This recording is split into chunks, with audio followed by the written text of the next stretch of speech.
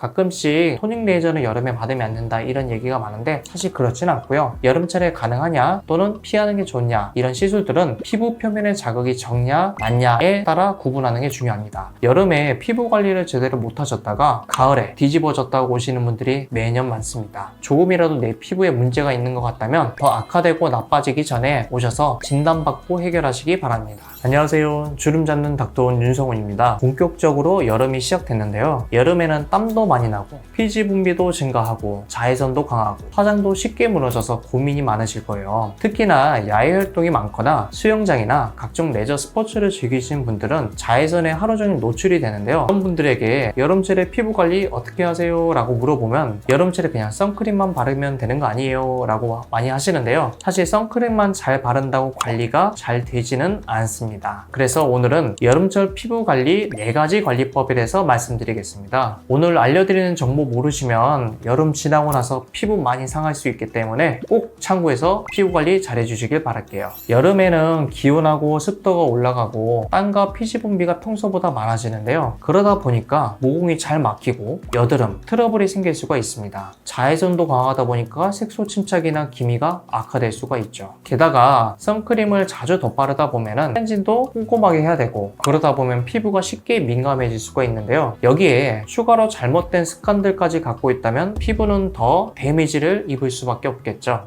잘못된 습관은 어떤 게 좀 있을까요?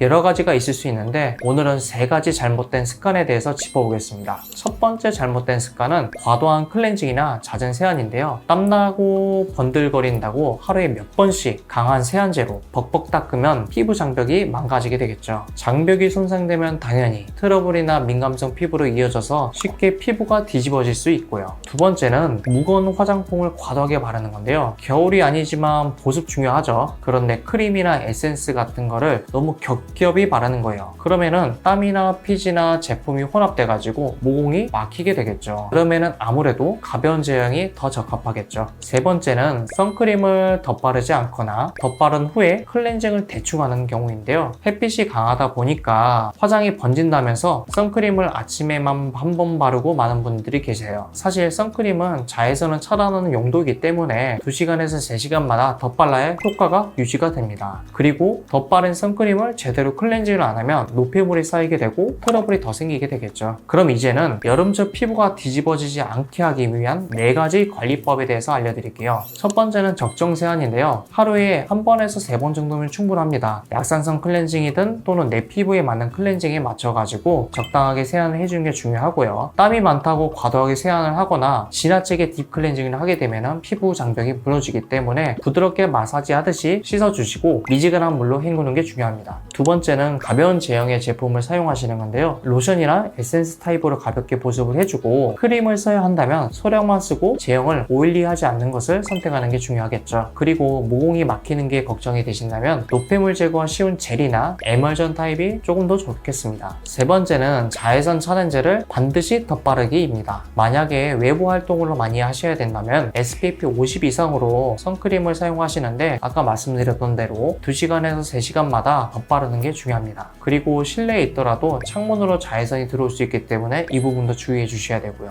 그리고 네 번째는 식습관을 조절하고 수분 섭취를 충분히 해주셔야 됩니다. 여름에는 특히 차가운 음료나 또는 당분이 높은 음료를 많이 찾게 되는데 이런 거는 사실 트러블을 많이 발생할 수 있기 때문에 자제하는 게 중요하고요. 그렇기 때문에 당분이 높은 음료수보다는 물을 많이 드시는 게 중요합니다. 그렇다면 혹시 여름에 받으면 안 되는 피부 시술 같은 것도 있나요? 그럼요, 당연히 있습니다. 여름철에 받아도 되는 시술이 있고 피하면 좋은 시술들이 있는데요. 이어서 그것도 알려드리겠습니다. 여름철에 가능한 시술은 리프팅 레이저 같은 경우에는 대부분 피부 표면에 자극이 적기 때문에 여름철에 받아도 크게 문제되지는 않습니다. 가끔씩 토닝 레이저는 여름에 받으면 안 된다 이런 얘기가 많은데 사실 그렇진 않고요. 과도한 열을 가하지 않는 레이저라면 일상생활에 지장이 없기 때문에 언제든 가능하시나 다만 토닝 레이저나 색소 레이저 같은 경우에는 여름철에는 조금 더 관리를 해주는 게 맞습니다. 여름철에 가능하냐 또는 피하는 게 좋냐, 이런 시술들은 피부 표면의 자극이 적냐 낮냐에 따라 구분하는 게 중요합니다. 리프팅 레이저 같은 경우에는 크게 문제되지는 않고요. 그리고 가벼운 토닝 레이저나 색소 레이저 같은 경우에는 자외선 차단이나 집에서 홈 관리 같은 것만 잘해주면 충분히 되고요. 간단한 보톡스나 필러 같은 경우에도 당연히 되고요. 다만 피해야 되는 시술 같은 경우에는 화학적 박피나 또는 레이저를 이용해서 박피하는 시술은 좀 피하는 게 중요합니다. 여름철에는 아무래도 땀이나 피지가 더 많이 나오기 때문에 상처가 덧나거나 염증 위험이 더 커질 수 있거든요. 그리고 점이나 잡티나 색소 레이저도 여름철에 충분히 가능하나 관리 같은 부분에서 자외선은 더 차단을 해주시고 관리를 해주는 게 맞겠죠. 자, 오늘은 여름철 피부 관리법 그리고 피부 시술에 대해서 이야기를 해드렸는데요. 여름에 피부 관리를 제대로 못하셨다가 가을에 뒤집어졌다고 오시는 분들이 매년 많습니다. 여름철에는 평소에 관리가 정말 중요하기 때문에 평소에 관리를 신경 써서 잘해주시고 조금이라도 내 피부에 문제가 있는 것 같다면 더 악화되고 나빠지기 전에 오셔서 진단받고 해결하시기 바랍니다. 그럼 오늘 영상은 여기서 마치고요. 더운 여름 피부 관리 잘 하시면서 시원하게 안전하게 보내시길 바랍니다. 추가적으로 궁금한 점 있으시면 댓글로 남겨주시고요. 오늘 영상 유익하셨다면 구독과 좋아요 부탁드립니다. 지금까지 잠실세네 리프업원 대표장 윤성훈이었습니다. 감사합니다.